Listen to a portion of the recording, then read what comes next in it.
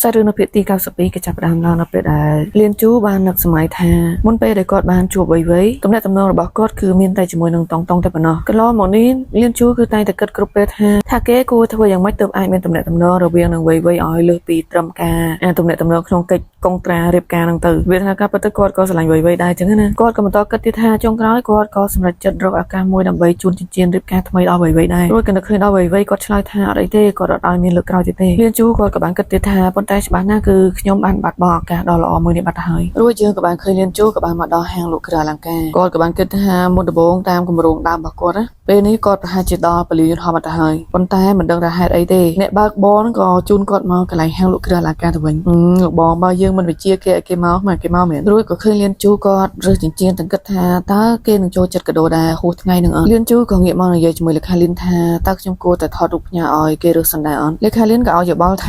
ាលោកលៀននឹងគួរតែរើសវាដោយខ្លួនឯងទៅខ្ញុំជឿថាលោកឈិនគាត់ច្បាស់ជាចូលចិត្តវាមិនខានទេតែបើមើលមកកាន់មុខលៀនជូគឺស្ទាក់ស្ទើរអត់ចង់រើសរួចក៏ថាសឹងតែលេខាលៀនចាប់អត់ឈ្នះហើយគឺថាលៀនជូចង់ប្រមូលយកចិញ្ចៀនទាំងអស់តែម្ដងលេខាលៀនក៏ចាប់ជាប់ថាលោកលៀនជ្រើសរើសយកតែមួយទៅគឺបានហើយមួយវិញទៀតបើចិញ្ចៀនរៀបការវាមានច្រើនពេកអញ្ចឹងវាដូចជាមិនសូវទំនងទេនឹងបើលេខាលៀនខកឈ្នះទេលៀនជូបាត់ប្រមូលយកទាំងអស់រួចក៏នៅឈរកពតដៃមើលចិញ្ចៀននឹងតែរួចគាត់ក៏រុញចិញ្ចៀនទៅទាំងថាគាត់យកមួយនេះរួចអ្នកលក់ក៏បានសួររកទំហំដៃរបស់វ័យលៀនជូពេលនោះរៀងកៀងបន្តិចទាំងមុខនេះជ្រួញចាំរកគិតអីទៀតហើយរួចហើយក៏ទើបតែចាប់អារម្មណ៍ថាអូមែនហើយរួចក៏ងាកមកនិយាយជាមួយលេខាលៀនថា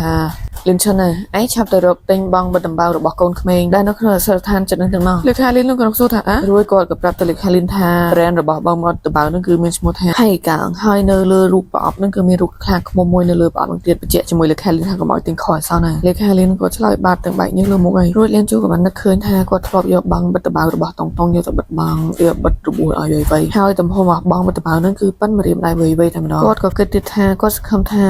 ាចិញ្ចៀនហ្នឹងវានឹងពាក់ទៅត្រូវដៃរបស់វ័យទៅចុះរួចក៏កាន់មកដល់ខាងក្រៅហាងពេលនោះក៏ឮសំឡេងរីខាលីនក៏បាននិយាយថាលោកលៀនលោកត្រូវតែនិយាយបង្ហាញពីភាពស្មោះត្រង់របស់លោកណាយល់ល្អនៅពេលដែលលោកសុំទោសគាត់គួរតែសន្យាជាមួយគាត់ឧទាហរណ៍ដូចជាថ្ងៃក្រោយបងនឹងមិនធ្វើបែបនោះទៀតទេឬក៏ចាប់ពីពេលនេះតទៅបងនឹងកំដរអូននៅថ្ងៃខួបកំណើតរបស់អូនរៀងរាល់ឆ្នាំអីចឹងណាលៀនជូក៏ប្រាប់ថារួចគាត់ក៏បានលើកទូរស័ព្ទ call ទៅវ័យទាំងដៃរបស់គាត់ក៏កំពុងតែកាន់ប្រអប់ចិញ្ចៀនផងដែរបានបន្តិចក៏ឮសំឡេងវ័យនិយាយមកកាន់ខ្លួនលៀនជូក៏បានសួរទៅកាន់វ័យថាតើវ័យកំពុងទៅមន្ទីរពេទ្យមែនវ័យក៏បានឆ្លើយថាបានវ័យក៏បានប្រាប់ថាខ្ញុំកំពុងតែនៅតាមផ្លូវលៀនជូក៏បាននិយាយថាខ្ញុំអត់ដឹងថាម្សិលមិញជាថ្ងៃខួបកំណើតរបស់ឯងទេរួចគាត់ក៏ស្ងាត់ទៅបានបន្តិចវ័យក៏បាននិយាយថាមិនអីទេបើលោកមិនរំលឹកខ្ញុំវានឹងភ្លេចបាត់ទៅហើយកុំបារម្ភអីណាខ្ញុំមិនសូវខ្វល់ពីរឿងខួបកំណើតអីនឹងប្រហែលទេមាត់ខុសពីចិត្តហើយកូនស្រីមានម្ដាយលៀនជូក៏បាននិយាយមកកាន់វ័យថាវាគឺជាកំហុសរបស់ខ្ញុំគាត់ក៏បន្តនិយាយទៀតថាឲ្យខ្ញុំសុំទោសផងពេលនោះវ័យរបៀបចង់ខាត់បន្តិចអីបន្តិចឲ្យដៃគាត់ឡើងញ័រអស់ហើយរួចគាត់ក៏បានយកដៃមកកាន់ដៃអោរបស់ខ្លួនឯងទៅនិយាយថាចំណែកលៀនជូក៏ស្ងាត់ដែរដូចគ្នាស្ងាត់រៀងខ្លួនមកបានបន្តិចក៏លឺវ័យបាននិយាយថានេះគឺជាដល់ម៉ោងឡើងយន្តហោះហើយតើលោកនៅមិនទាន់ទៅដល់ពលានទៀតមែនលៀនជូស្ដាប់ហើយក៏បានគិតថ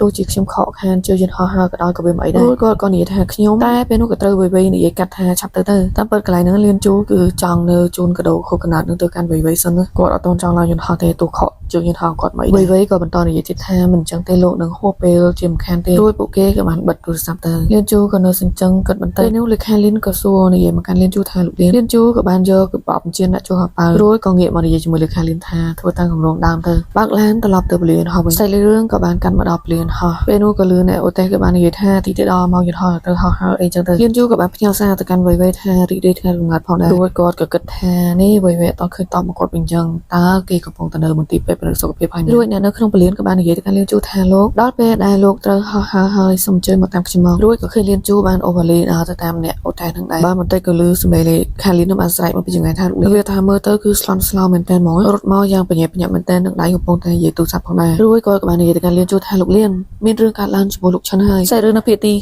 93នេះក៏ចាប់ផ្ដើមឡើងនៅពេលដែលលេខាលៀនគាត់បាននិយាយរៀបរាប់ថាឧបទ្ទវហេតុដែលបានកើតឡើងនោះមិនមែនបង្កឡើងដោយសារតែរថយន្តដែលគេឲ្យតាមដាននោះទេចំណែកតកងឡានដែលបង្កហេតុនោះគឺអត់រត់គេចដែរគាត់ថាពួកគេបានប្រញាប់ខលទៅឡានពេទ្យក៏ពិតមែនប៉ុន្តែឡានពេទ្យនឹងមកអត់ទាន់ដល់ភ្លាមដោយសារតែកន្លែងដែលកើតហេតុនោះវានៅឆ្ងាយខ្លាំងពេកដាច់ស្រយាលហ្មងនៅពេលនោះពួក ពួកគេបានរៀបចំផ្ទេរអ្នកជំងឺទៅមន្ទីរពេទ្យឯកជនសម្រាប់ព្យាបាលចំណាយទឹកមកលៀនជូពេលនេះគឺថាស្ងួតស្ងាត់ខ្លាំងមែនទែនលេខាលៀនក៏បាននិយាយថាលោកលៀនលោកឈិនគាត់ច្បាស់ជាមិនកើតអីនោះទេរួចក៏ឃើញឡានថ្ងៃនេះវាស្ទះចរាចរណ៍ទៀតចំណាយទឹកមកលៀនជូពេលនេះគឺថាគួរឲ្យខ្លាចហ្មងគាត់ក៏និយាយទៅកាន់កងឡានថាតើនៅយូរប៉ុណ្ណាទៀតទើបទៅដល់តែកងឡានក៏ងាកមកនិយាយទាំងភ័យថាបាត់បន្តិចទៀតគឺទៅដល់លៀនជូក៏ទម្លាក់មុខចោលចំណាយដៃរបស់គាត់គឺក្តោបប្រអប់ជានឹងជាប់រហូតហ្មងសាច់រឿងក៏កាន់មកដល់មន្ទីរពេទ្យម្ដងលៀនជូក៏សម្រាប់អល់ភ្លាមក៏សួរទៅកាន់គ្រូពេទ្យថាតើលោកគ្រូពេទ្យតើស្ថានភាពយ៉ាងម៉េចហើយពេលនោះគ្រូពេទ្យក៏បាននិយាយថាអាការៈអ្នកជំងឺគឺមិនសូវធ្ងន់ធ្ងរទេសំណាងហើយដែលរថយន្តដែលកើតហេតុនោះមិនបានប៉ះទង្គិចចំពោះរបស់លោកឈិនដូច្នោះហើយទីរត់នៅក្នុងផ្ទៃគឺតែអ្វីដែលលៀនជូសួររនោះគឺសួររត់ទៅវៃថាចុះវៃមកគ្រូពេទ្យក៏បាននិយាយថាលោកឈិនបានរងរបួសត្រូវក្បាលធ្ងន់នៅពេលនេះលោកគ្រូពេទ្យលាវកំពុងតែវះកាត់ឲ្យគាត់ពួកយើងត្រូវរងចាំឲ្យគ្រូពេទ្យលាវវះកាត់រួចរាល់សិនទើបអាចដឹងពីស្ថានភាពជាក់ស្ដែងបានចំណែកលៀនជូក៏បាននិយាយថាបានរួចហើយគាត់ក៏បានសួរទៅកាន់គ្រូពេទ្យថាបើអញ្ចឹងតើអាចធ្វើឲ្យគ្រោះថ្នាក់ដល់ជីវិតដែរអត់រួចគេក៏បង្ហាញពីស្ថានភាពរបស់វៃពេលនេះគ្រូពេទ្យក៏បានឆ្លើយថាវាអាចប៉ះពាល់ដល់ជីវិតដែរប៉ុន្តែភាគរយតិចខ្លាំងណាស់ប៉ុន្តែបើនិយាយពីការប៉ះទង្គិចដល់ខួរក្បាលវិញគ្រូពេទ្យគេមិនទាន់ហ៊ាននិយាយទេគ្រប់យ៉ាងត្រូវរងចាំឲ្យការវះកាត់រួចរាល់សិនចំណែកលៀនជូទឹកមុខគាត់គឺអត់ស្រួលហ្មងគាត់ក៏បាននិយាយថាខ្ញុំយល់រួចក៏អង្គុយយ៉ាងស្ងោះស្ងោចមែនទែនហ្មងអត់និយាយលេងសើចទេណាដល់កន្លែងវគ្គហ្នឹងអេដមីនមើលយំរហូតសំបីតែឥឡូវក៏អួតដើមកដែរនិយាយមែនបានបន្តិចក៏មានអ្នកដើរមករកលៀនជូតាមនិយាយថាលោកលៀនហើយម្នាក់នោះគឺ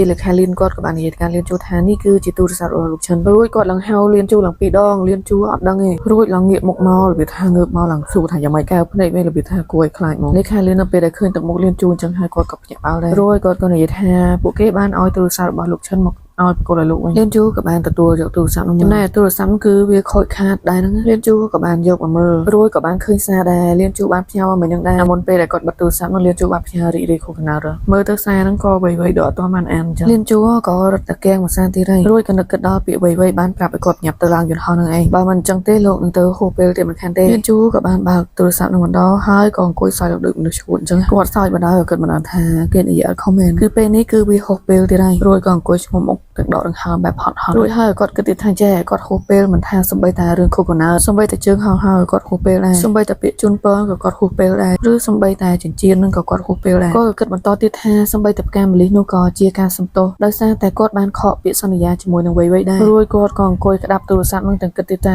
ហេតុអីក៏គាត់ឲ្យវៃទៅមន្ទីរពេទ្យដែលខ្លួនឯងអញ្ចឹងអង្គុយក្តាប់ឡើងមុតដៃជាមួយនឹងអាកញ្ចក់បែកនឹងរួចគាត់ក៏គិតទៀតថាហេតុអីក៏គាត់មានអំណួតលើខ្លួនឯងខ្លាំងម្ល៉េះហើយតើហេតុអីគាត់មានភាពជឿជាក់ទាំងអស់នោះមកពីណាគិតថាខ្លួនឯងអាចគ្រប់គ្រងគ្រប់យ៉ាងបានពេលនោះយើងក៏ស្រាប់តែឃើញដៃតូចៗមួយបានលុកមកហើយនោះគឺជាតុងហ្នឹងហើយអ្នកនរគ្នាគេរត់ទៅអោបក៏ប៉ាប៉ាគេទាំងនិយាយថាប៉ាប៉ាពេលនោះលៀនជូក៏រៀងភ្ញាក់ខ្លួនបន្តិចតុងក៏និយាយលួងលោមប៉ាគេថាប៉ាប៉ាកំផ្លាច់អីទាំងយកដៃទៅអោបប៉ាប៉ាគេអាវខ្នងរបៀបលួងលោមចំណែកលៀនជូក៏ក្លែកមើលតុងបន្តិចរួចក៏គាត់បិទភ្នែកទៅរួចគាត់ក៏បានអោបតុងវិញទាំងញ័រដៃមែនតើគាត់ថាប៉ាមិនបានខ្លាចអីនោះទេខ្សែរឿងនៅភាគទី94ក៏បន្តឡើងដែលយើងបានឃើញតុងកំពុងតែឈរនៅមុខបន្ទប់សង្គ្រោះបន្ទាន់មួយគាត់ក៏បានគិតថាមុនពេលដែលគាត់ត្រូវបានលៀនជូយកមកចិញ្ចឹមលោកប៉ាបង្កើតរបស់គាត់គឺបានចូលបន្ទប់សង្គ្រោះបន្ទាន់ជាច្រើនដងគាត់ក៏បាននិយាយថារាល់ពេលដែលប៉ារបស់គាត់ចូលបន្ទប់វះកាត់គឺតុងគឺតែងតែឈរនៅមុខមាត់ទ្វារម្នាក់ឯងជានិច្ចហើយពេលខ្លះក៏គិតថ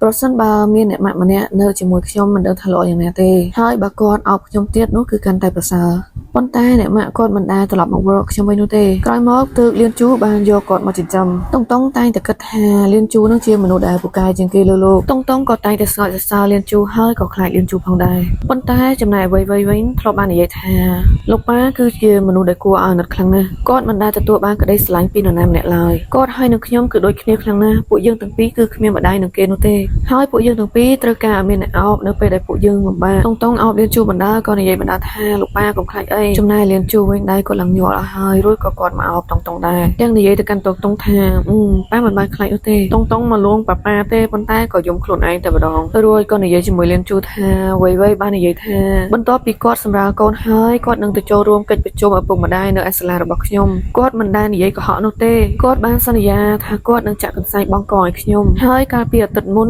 គាត់ថាគាត់នឹងសញ្ញេកិច្ចការផ្ទះឲ្យខ្ញុំផងដែរតុងក៏និយាយបណ្ដាទាំងយំបណ្ដាថាគាត់មិនដែលនិយាយកុហកខ្ញុំនោះឡើយរួចបើមើលមកកាន់តុងវិញគឺកាន់តែនិយាយកាន់តែយំតែម្ដងនេះមកលួងប៉ាយូរទៅគឺយំខ្លួនឯងតើលៀនជូគាត់ក៏អោបតុងរួចក៏គិតថាហេតុអីក៏តុងគិតថាវៃមិនដែលនិយាយកុហកគាត់ក៏និយាយបន្តទៀតថាច្បាស់ណាស់គឺវៃតែងតែនិយាយកុហកគ្រប់ពេលនឹងដូចជាពេលដែលគាត់យំហើយគាត់ក៏និយាយថាខ្ញុំគេងលក់ដូចជាពេលលៀនជូសួរថាមានរឿងអីចឹងគាត់ថាគាត់មិនអីទេដូចជាពេលលៀនជូនិយាយពីរឿងខួរកណើតគាត់ក៏បាននិយាយថាខ្ញុំមិនចាំនោះទេខ្ញុំចង់ទៅភ្លេចបាត់ទៅហើយគាត់ក៏និយាយថាខួរកណើតនោះវាអត់សំខាន់អីចឹងណាគឺគាត់និយាយកុហកតែម្ដងតែមានអធិស្ឋានទុកជាមុនណាក្នុងវីដេអូ ดีโอនេះគឺមានសម្រាប់នឹងគឺមានកំពុងតែនៅស្រុកហើយជុំវិញផ្ទះគឺថាលឺតែសម្លេងមេក្រូគ្រប់យ៉ាងគ្រប់បែបគ្រប់សពហ្មងវាប្រកាសជាអាចលឺសម្លេងរំខានចូលក្នុងវីដេអូនឹងហើយអញ្ចឹងអេដមីនសង្ឃឹមថាអ្នកទាំងអស់គ្នាជាស្រ័យមានផងលៀនជូក៏បន្តគិតទៅថាគឺវ័យគឺគេតែងតែកុហកច្រើនដងហើយរឿងក៏កាត់មកមួយកន្លែងទៀតក៏មានព័ត៌មានចេញមកក្តៅហុយតែម្ដងហើយព័ត៌មានហ្នឹងគឺគេនិយាយពីកូនប្រុសទី2របស់គ្រួសារឈិនដែលបានធ្លាក់ចូលទឹកសមុទ្រហើយលង់ទឹកស្លាប់